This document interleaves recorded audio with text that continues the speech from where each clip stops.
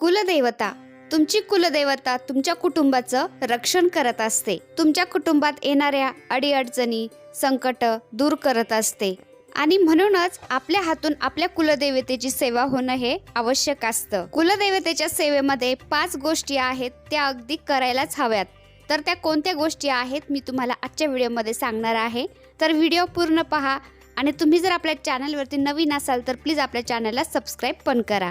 तुम्हाला बाकी काहीच नाही करायला जमलं तरी तुमच्या हातून या 5 गोष्टी झाल्याच पाहिजे, जेणेकरून आपल्या कुटुंबामध्ये सुख शांती नांदते, कुटुंबातील सदस्यांची प्रगती होते आणि कुटुंबाचं कल्याण होतं. मंडळी, कुल आणि देवता या 2 शब्दांनी मिळून कुलदेवता हा शब्द बनलेला आहे.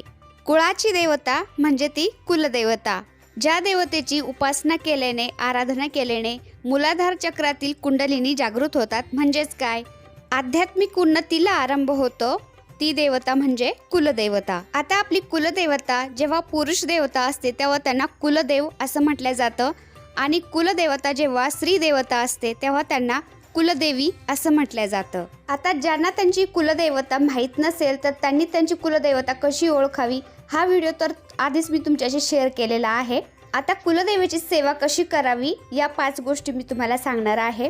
तर पहिली गोष्ट अशी आहे की तुमच्या घरामध्ये कुलदेवीचा टाक, फोटो किंवा मूर्ती ही असलीच पाहिजे आणि तुमच्याकडे पूर्वपार चालत आलेल्या परंपरेनुसार टाक जर असतील पूर्वजांचे, म्हणजे पूर्वजांनी पूजलेले टाक असतील देवांचे आणि ते तुमच्यापर्यंत आले असतील तर ते खूपच चांगलं. यामुळे काय होतं, तुम्हाला तुमचे नेमके कुलदैवत आहे कोणते हे शोधत बसण्याची गरज पडणार नाही. आणि तुमच्याकडे जर टाक नसतील तर तुमच्याकडे तुमच्या कुलदैवतांचा एक फोटो किंवा मूर्ती ही असलीच पाहिजे आणि तुमच्या देवाऱ्यात ती ठेवलीच पाहिजे.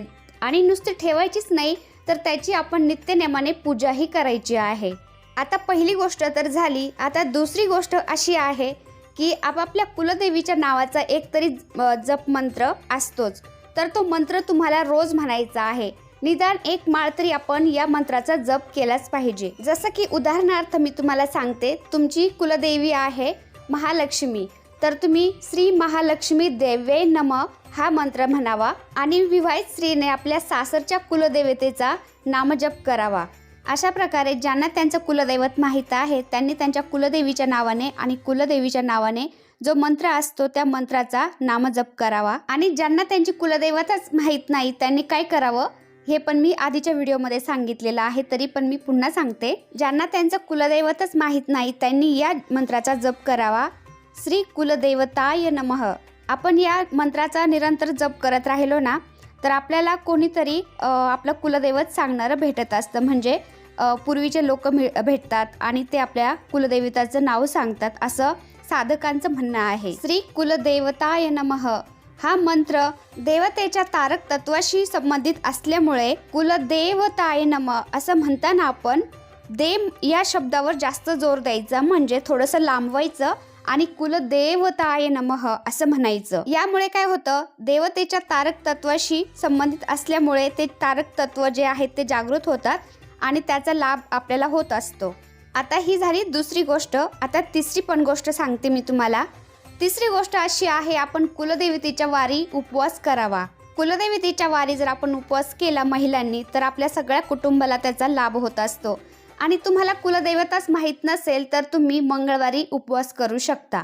आपल्याला सगळ्यांनाच माहीत आहे की मंगळवार हा देवीचा वार असतो आणि वर्षातून एकदा तरी आपल्या कुलदेवाच्या दर्शनाला सर्व कुटुंबासहित जावं. जसं की जेजुरीचा खंडोबा आहे आमचा, तर आम्ही काय करतो, वर्षातून एकदा तरी जेजुरीच्या खंडोबाला जातो आणि आमच्याकडे जे टाक आहेत देवांचे ते टाक आम्ही जेजुरीच्या खंडोबाला भेटीसाठी घेऊन जातो. तिथं भेटगाठ करतो आणि तिथं तळी वगैरे भरून ते गाठ भेट करून आम्ही ते टाक पुन्हा घरी येऊन पूजत असतो. असं केल्याने आपला कुलदैवत हे जागृत राहतं. आणि जसं की आमची कुलदेवी आहे तुळजापूरची देवी, तर तुमची कुलदेवी जी असेल ती तुम्ही जर कुलदेवीच्या दर्शनाला गेलात तर तुम्ही देवीची खणा नारळाने साडी चोळीने ओटी नक्की भरावी. कारण तसं तर आपण नवरात्रामध्ये आधीमध्ये तर ओटी भरतच असतो बायकांची, त्यानंतर आपण परड्या भरत असतो. तर आपण देवीच्या दारामध्ये गेलं ना तिथं आपण देवीची ओटी भरायची आणि परड्या असतात तिथं तर परड्यासुद्धा भरायच्या असतात.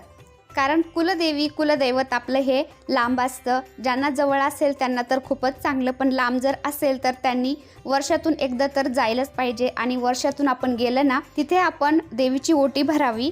आणि आपले खंडोबा असतात तर खंडोबाला गेल्यानंतर आपण तिथं तळी भरावी. आणि शक्य असेल तर तिथंही छोटंसं जागरण झालं जातं, तर ते जागरण केलं तरी काही हरकत नाही. थोडेसे पैसे लागतात, जास्त काही लागत नाही. आपण जागरण घातलं तर खूपच चांगलं. आणि अजून एक गोष्ट सांगायची झालं तर आपल्या देव्हाऱ्यात आपण देवांचे टाक तर ठेवतच असतो, त्यांची नित्यनेमाने पूजाही करावी. आणि कुलदेवीच्या नावाने आपण मंगल कलश हा स्थापित करायचा असतो आपल्या देव्हाऱ्यामध्ये. आपण देवाकडे तोंड करून बसल्यानंतर आपल्या डाव्या बाजूला आणि देवांच्या उजव्या बाजूला कलश असतो, मंगल कलश. तो आपल्या कुलदेवीच्या नावाने असतो. तर तो कलश तुम्ही स्थापित केला ना तुमच्या मंदिरामध्ये, आपली कुलदेवीसुद्धा जागृत राहते आणि तिचा आशीर्वाद आपल्यावर हमेशा राहतो. आता मंगल कलश कसा स्थापित करायचा हे देखील मी मागच्या व्हिडिओमध्ये सांगितलेलं आहे. आणि तुम्हाला जर सर्च करायचं असेल तर तुम्ही यूट्यूबवरती सर्च पण करू शकता किंवा कोणाला विचारू शकता मंगल कलश कसा स्थापित करायचा. तर तो तुम्ही व्यवस्थित असा स्थापित करायचा कुलदेवीच्या नावाने आणि देवीच्या स्वरूपामध्ये त्याचं पूजन करायचं. आपल्या आध्यात्मिक उन्नतीसाठी ज्या देवतेची आपल्याला आवश्यकता असते त्या कुळातच देव आपल्याला जन्माला घालत असतो आणि त्याच देवतेला कुळाची देवता असं म्हणतात. आध्यात्मिक उन्नतीसाठी आपल्या कुलदेवतेची सेवा कशी करावी हे जर आपण माहीत करून घेतलं तर आपली प्रगती ही खूप जलद आणि पटकन होत असते. कुलदेवतेची सेवा करूनच आणि आध्यात्मिक आणि हिंदवी स्वराज्याची स्थापना करून व्यावहारिक उन्नती झाल्याचे सर्वज्ञात उदाहरण म्हणजे छत्रपती शिवाजी महाराज. तुळजापूर येथील भवानी माता ही त्यांची कुलदेवता होती. तिची मनोभावे उपासना करून तिच्या कृपेने शिवाजी महाराजांनी हिंदवी स्वराज्याची स्थापना केली होती. आता वळूया आपण पुढल्या प्रश्नाकडे. आता मंडळी, मी तुम्हाला सांगितलं मगाशी की आपण वर्षातून एकदा तरी आपल्या कुलदेवांच्या दर्शनाला गेलं पाहिजे. तर दर्शनाला जाताना आपण आपल्याबरोबर एक वस्तू न्यायला मुळीच विसरू नका. तर ही वस्तू आपण आपल्या बरोबर जाताना घेऊन गेलो तर आपली कुलदेवता ही लवकर प्रसन्न होत असते आणि तिचा आशीर्वाद आपल्यावर हमेशा राहत असतो. तर दर्शनाला जाताना आपण असंच नसतं जायचं, तर आपल्या घरातले जे देव असतात त्यांची पूजा करूनच निघायचं असतं. आणि घरच्या देवांची पूजा झाल्यानंतर देवाला प्रार्थना करायची आहे, हे देवा, तुमचा कुलदेव किंवा कुलदेवी जी असेल त्यांना प्रार्थना करायची, मी तुमच्या दर्शनाला येत आहे आणि तुझ्यासाठी घरी बनवलेला नैवेद्य हा घेऊन येत आहे. तू आम्हाला तुझ्या दर्शनासाठी बोलवलं म्हणून तर हा मुहूर्त निघला आणि तुझ्या दर्शनाला आम्ही निघलो आहोत. तर आमचा प्रवास हा सुखरूप होऊ दे आणि तुझं दर्शन आम्हाला घडू दे. आणि नैवेद्य आपण पुरीचा न्यायचा, गव्हाच्या पिठाच्या पुऱ्या 11 करायच्या आणि त्यानंतर साखर किंवा गूळ, बेसन पीठ, गव्हाचं पीठ, त्यानंतर खोबरं असं घालून आपण 11 लाडू पण बनवायचे गोडधोड आणि ते पण न्यायचे आपल्या कुलदेवांना. आणि तुम्ही कुलदेवीला जाणार असाल तर तुम्ही भाजी नक्की करावी, मेथीची करा किंवा कुठल्याही प्रकारची तुम्ही भाजी करा. नैवेद्याबरोबर तुम्ही भाजीसुद्धा घेऊन जायची आहे. आणि त्याचबरोबर तुम्ही पाव किलो किंवा 1.25 किलो असा गुळ पण घेऊन जायचा आहे, गुळाची ढेप. तर आपण काय करतो मंडळी पहा, देवाला जर गेलो तर देवाच्या आवारातच जे पेढे मिळतात, मिठाई मिळते तेच आपण घेतो आणि देवाला अर्पण करतो, तोच नैवेद्य दाखवतो. तर असं नाही करायचं कधी. आपल्या घरी बनलेला नैवेद्य आपण देवाला घेऊन जायचं. असं केल्याने आपल्या घरामधल्या अन्नधान्यामध्ये वाढ होते आणि आपल्या घरामध्ये अन्नधान्याची कधीही कमी पडत नाही, कारण हे आपल्या कुळाचे देवता असतात. मग आपण आपल्या देवांसाठी घरातून एखादी वस्तू बनवून घेऊन जाऊ शकत नाही का?